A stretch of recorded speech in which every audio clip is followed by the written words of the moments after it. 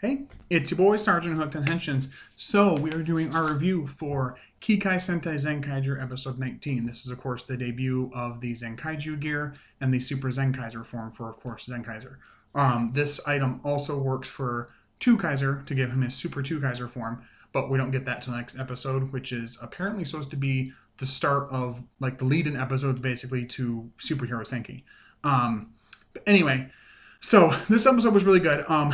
The world monster in this had to do with beetle hunting, and his power was to, like, make everybody like basically an illusion that they would just be obsessively trying to find beetles and bugs and stuff like that. I guess it's like a really big thing in Japan to like collect bugs and like look for bugs and stuff for like kids and I guess some adults too.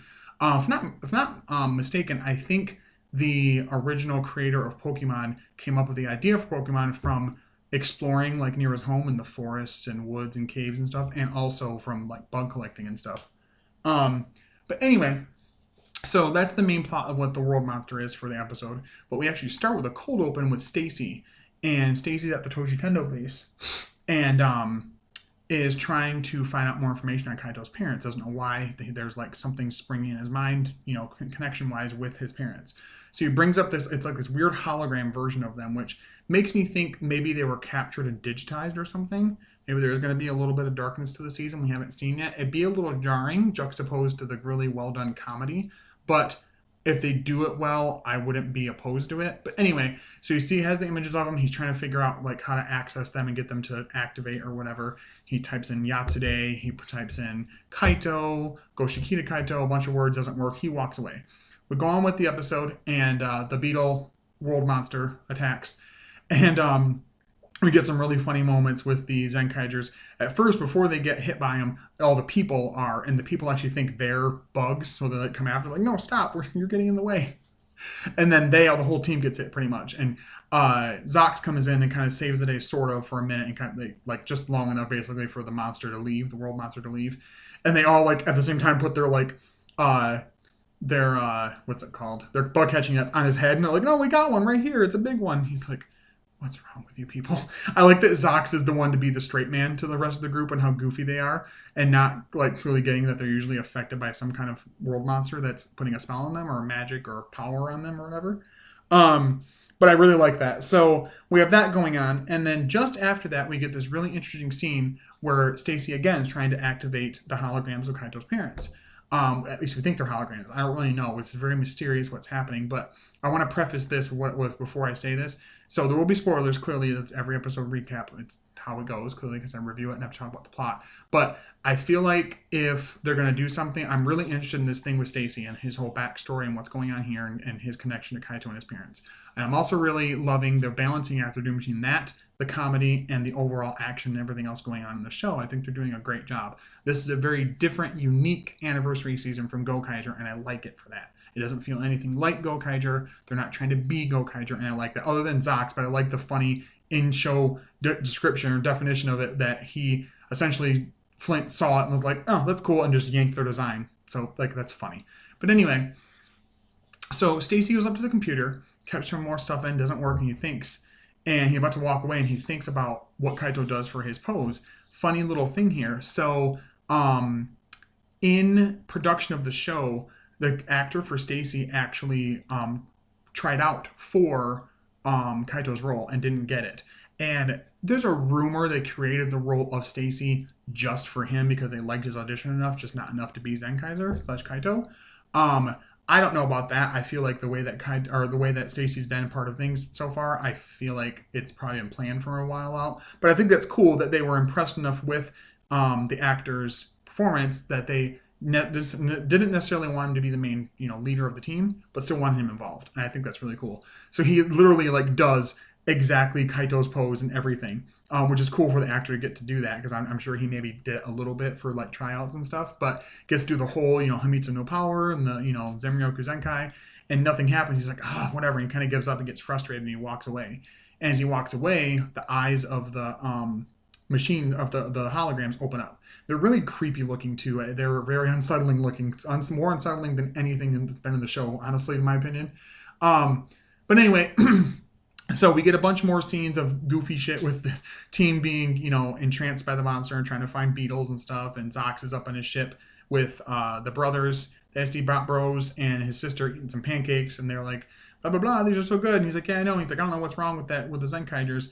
And at the same time this is happening, Seichan is with Yatsude, and she's like, yeah, I guess we'll have to I guess Zox will have to be the one to defeat the monster to release the team. And Seichan's like, yeah, and he starts like seizing up, and he goes down into the base. And apparently, all of a sudden, he got like some plans in his head of making the Zenkaiju gear. That's why he gets a hold of Flint, and it works with Flint to create the gear. My thing, I think that what they're trying to imply is that the awakening of the hologram parents, somehow in some way they woke up and wanted to help and activated that within Seichan clearly, to have the designs for that gear to help Kaito.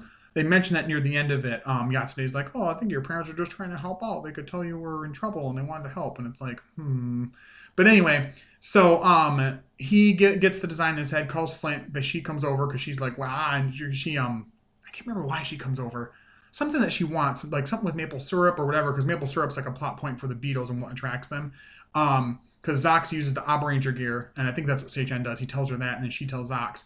And he uses it and gets the powers of Abre Killer, and uses his Dragon Pentact to create, they say whatever you draw that is real, creates a giant thing of maple syrup, and that attracts the world monster there. So it gets there, and he fights it and ends up destroying it. Actually fights him and Brashitara at the same time. Actually, he gets help. I'm sorry, he doesn't. He gets help from Kaito. Kaito comes through, he's fighting, he's like, oh, I need some more power, whatever. Seichan comes through, and Flint with the gear. Give it to him. It has a little, dinosaur moving around mode, and then it can be folded up into a gear that goes onto the Geartlinger. I'm hoping to get it at some point. I don't know for sure if I'm going to, but I'm hoping to get it and review it and all that.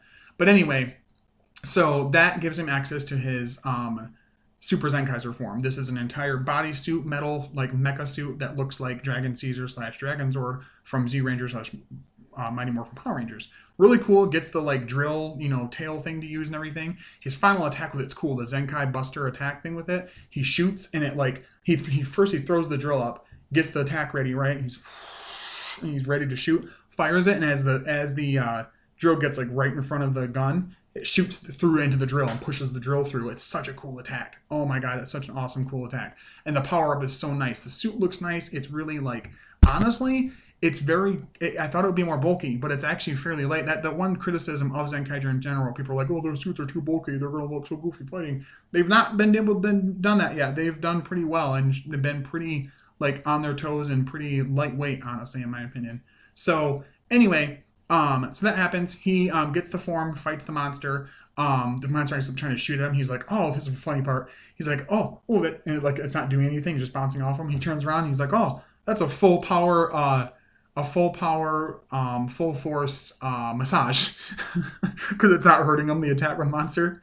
So anyway, he destroys the monster, and Zox makes Brashitara just basically retreat, and then he calls in the Kudai Test monster. It becomes giant, and the three mecha, clearly Jiragawan, Vrumajin, and Tukayo Katanar come through. They get hit with the some this tree sap attack or something like that, and they get kind of stuck.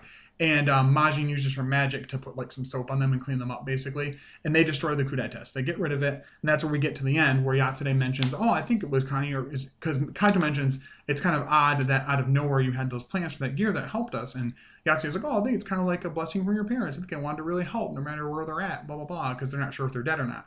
I think that, for one, I think Kaito's parents either A, their consciousness was copied, somehow some of that was used to create Stacy, and that's why he has a connection with them, or they're alive but are stuck in some kind of technological cyberspace hell of some sort and are being held against their will. And what he saw were their consciousness, basically, and that when they activated, they sent the thing to the design to Seichan, or activated that in Seichan so they could help Kaito. Not exactly sure where this is going to go. Again, I like how the episodes in general, and this episode for sure, have been balancing things between the really interesting story bits about where are Kaito's parents, what's going on with Stacy, blah, blah, blah, and also the comedy bits, and the team building has been really good. Zox doesn't exactly team roll call with them all the time, but he does it to the side, does his own thing. Eventually he will at some point, and I also probably see Stacy joining the team and redeeming fully.